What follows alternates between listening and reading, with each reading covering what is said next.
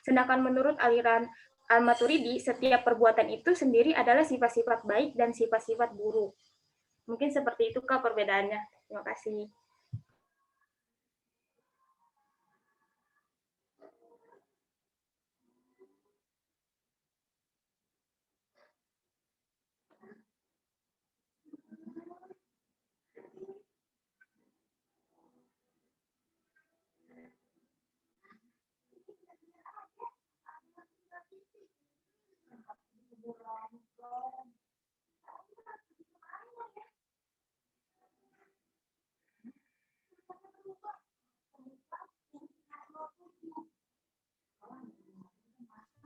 Kak Salsa, tadi pertanyaan pertama itu apa ya, Kak?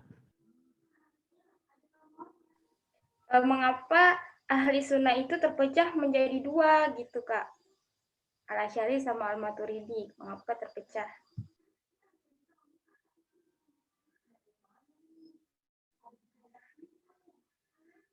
Sama pertanyaan yang lebih bagus Al-Asy'ari atau Al-Maturidi gitu.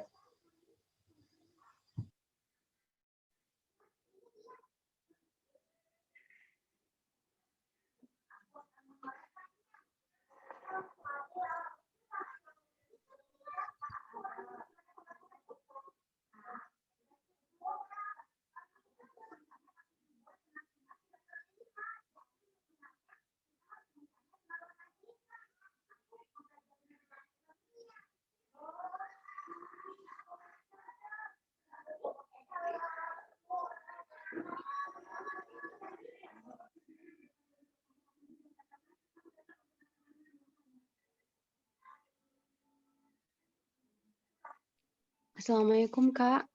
Hamidah izin bertanya. Iya Kak, silakan. Ya, di sini kan untuk khalaf itu kan ada Al-Asy'ari dan Al-Maturidi. Nah, keduanya ini kan punya doktrin masing-masing ya, pemahaman masing-masing. Tapi secara keseluruhan apa ya? Gimana sih Kak kesimpulannya karakteristik dari khalaf itu sendiri Kak? Ya, Kalau Kak. tadi kan ya yang kita bahas kan secara mengerucut gitu ya antara Al-Asy'ari dengan Maturidi, tetapi bisa disimpulkan nggak Kak sebenarnya tuh karakteristik dari khalaf itu seperti apa? Gitu ya Kak. Terima kasih. Ya, terima kasih juga Kak Hamidah. Nanti pertanyaannya apa sih karakteristik dari aliran kholaf ini gitu ya Kak? Iya betul Kak.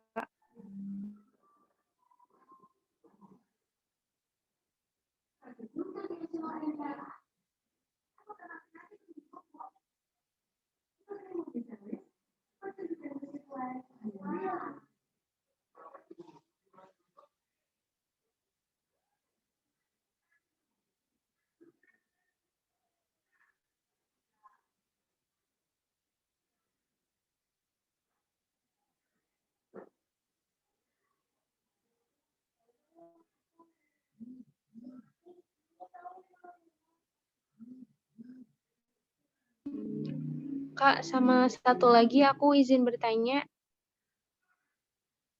di doktrin doktrin teologi Asy'ari itu kan ada corak pemikiran sintesis menurut Watt yang dipengaruhi oleh teologi Kulabiyah. Itu gimana ya Kak maksudnya? Corak pemikirannya seperti apa atau teologi Kulabiyah itu apa gitu Kak? Oh ya Kak, baik. Terima kasih.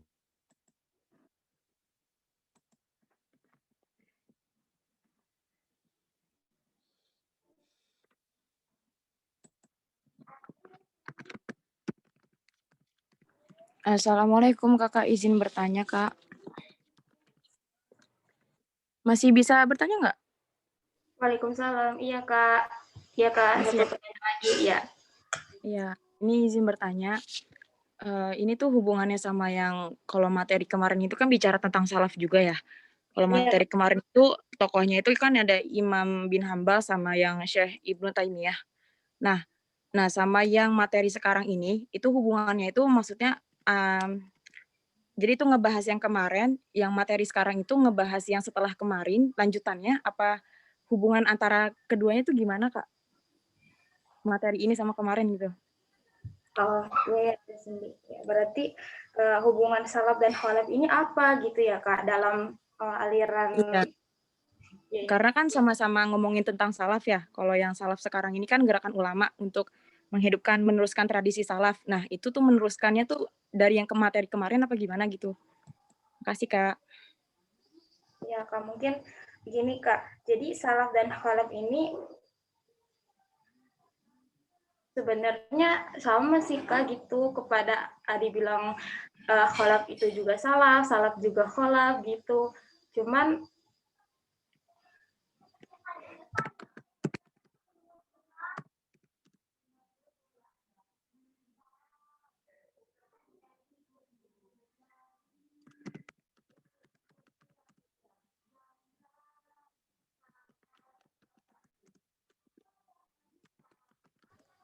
memang dalam ini, Kak, akidahnya gitu. Kak Cindy, mungkin saya langsung jawab ya. Iya, Kak. Ya, jadi kan kemarin Kak Cindy kan tentang aliran salaf ya. Terus apa hubungannya dengan kholaf?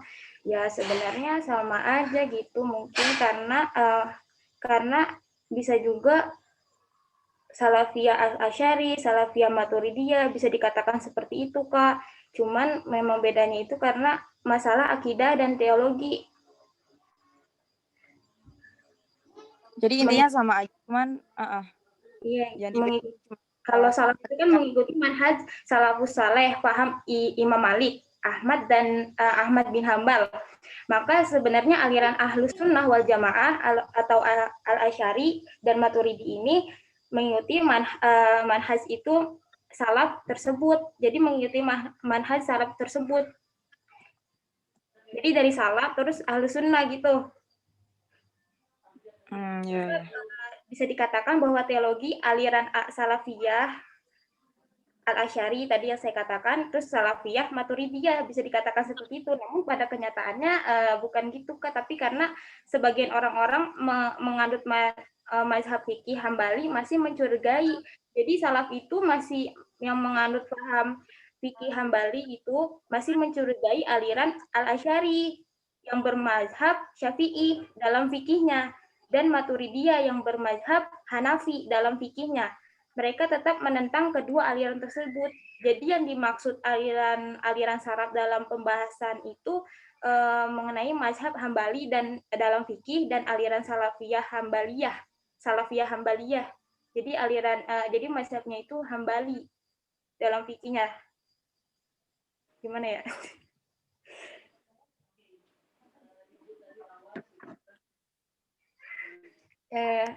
Jadi namun jadi sebenarnya sama aja gitu, cuman fikihnya yang berbeda mazhabnya gitu, Kak. Lebih mengutarakan pendapat tentang teologi apa nih? Salafiyah Hambali. Alirannya ya. Dalam menentukan hukumnya gitu. Iya, dalam hukumnya gitu. Oke deh, makasih ya. Terus juga kan pengikutnya itu kan dinisbatkan kepada pengikut Ibnu Taimiyah dan juga bermazhab Hambali dalam fikih. Kan Ibnu Taimiyah itu kan bermazhab Hambali dalam fikih. Terus tapi zaman sekarang itu banyak kan kalau dakwah itu menamakan dirinya itu salafi. Jadi orang dakwah terus menamakan dirinya itu salafi. Sehingga seakan-akan salafi itu aliran tersendiri gitu, berbeda dengan Ahlus Sunnah. Kan kadang kita mikir oh ya berarti salafi itu berbeda dengan Ahlus Sunnah gitu, karena memang ada orang dakwah itu menamakan dirinya itu ya salafi gitu, dakwanya salafi, padahal teologinya bukan seperti itu gitu. Sebenarnya alirannya itu sama dengan aliran Ahlus Sunnah, sama aja gitu.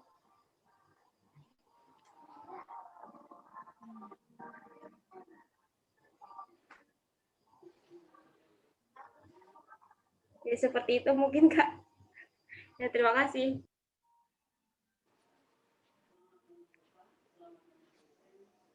Makasih juga Kak Salsa.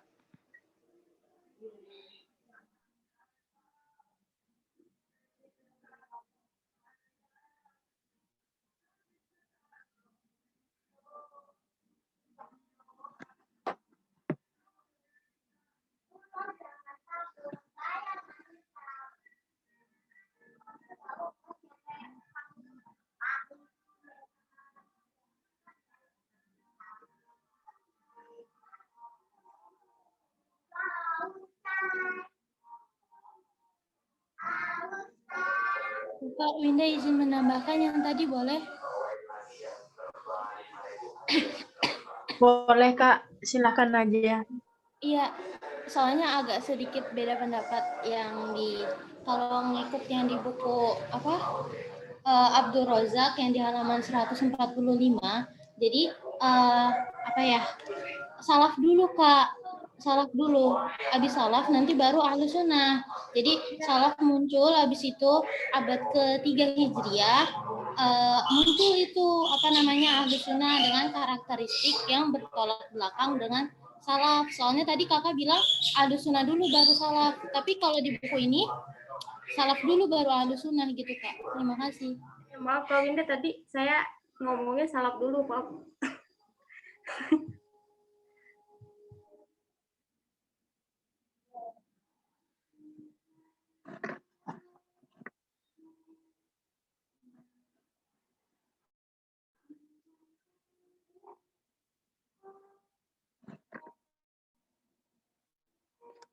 Masih ada pertanyaan yang belum dijawab?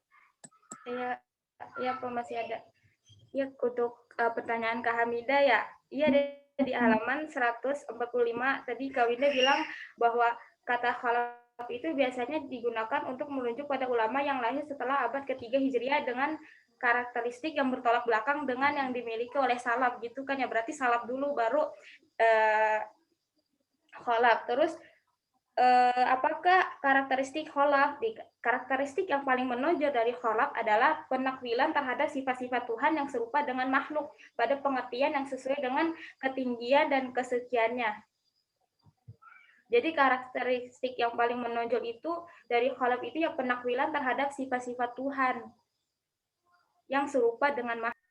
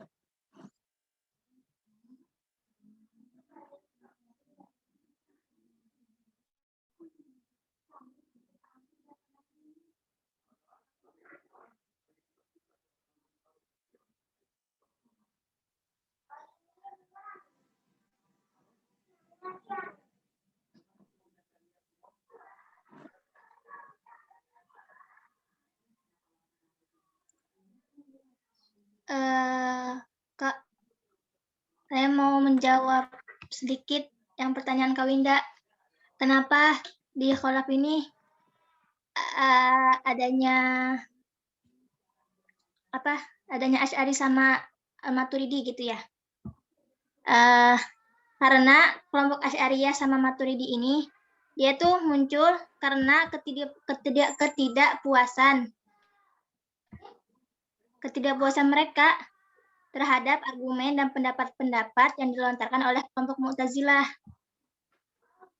Jadi begitu. Jadi mereka berpendapat sendiri dan bukan menentang sih, maksudnya berbeda pendapat dengan kelompok Mu'tazilah seperti itu.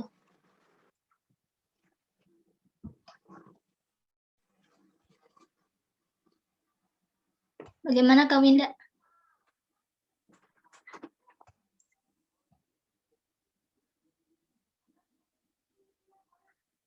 Ya, terima kasih Kanida.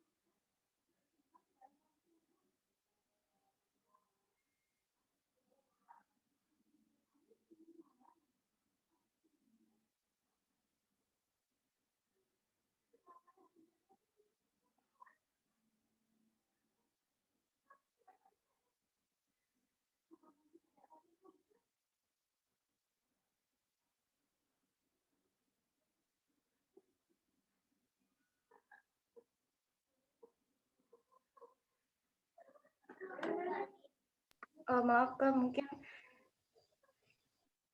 jadi mana sih yang lebih bagus antara Al-Asy'ari atau Al-Maturidi gitu? Mungkin nggak ada yang lebih bagus sih Kak, gitu.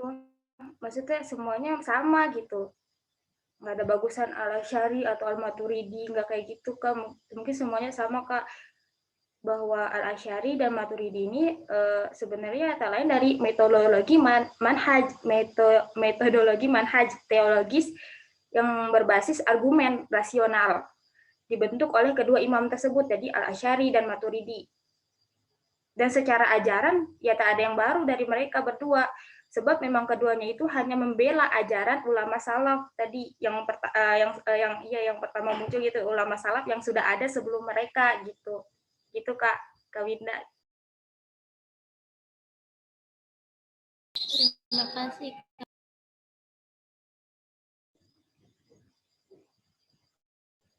Mungkin pertanyaan Kak Winda udah semua ya.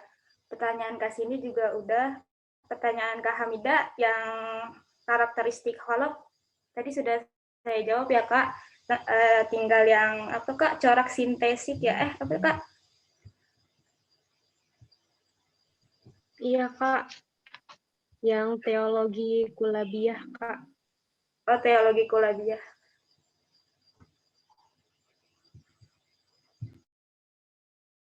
Pemikirannya Al-Asy'ari ya Kak ya?